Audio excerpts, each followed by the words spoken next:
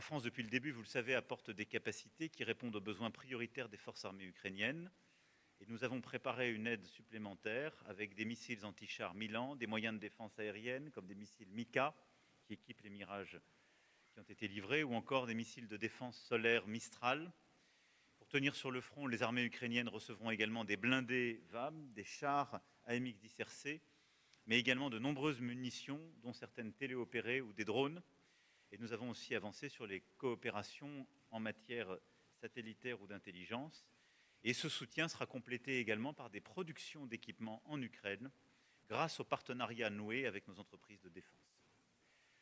Ces 2 milliards d'euros de soutien, c'est une part de ce premier volet, et notre volonté demain est de mobiliser tous les partenaires qui seront présents pour continuer ce soutien immédiat à l'Ukraine.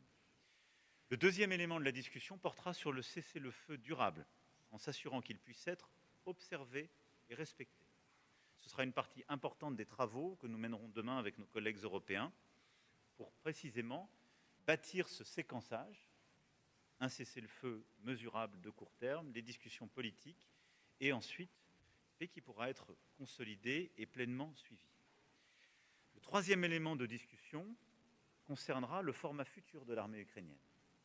Car la première garantie de sécurité pour l'Ukraine de demain, une fois la paix signée, ce sera d'avoir un format d'armée crédible qui permette de dissuader toute nouvelle agression et de résister éventuellement à de nouvelles attaques de l'armée russe.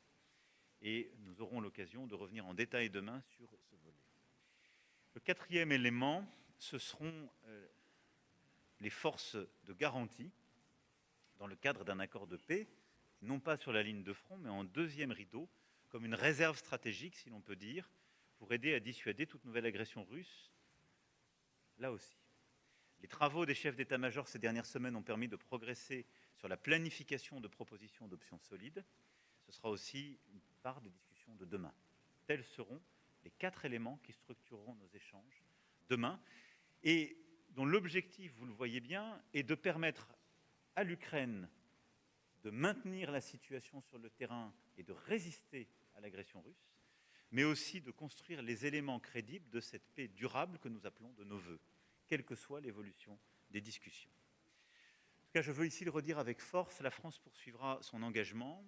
Elle le fera en soutien des efforts américains, en concertation avec ses partenaires européens et alliés, et avec une détermination qui ne faiblira pas.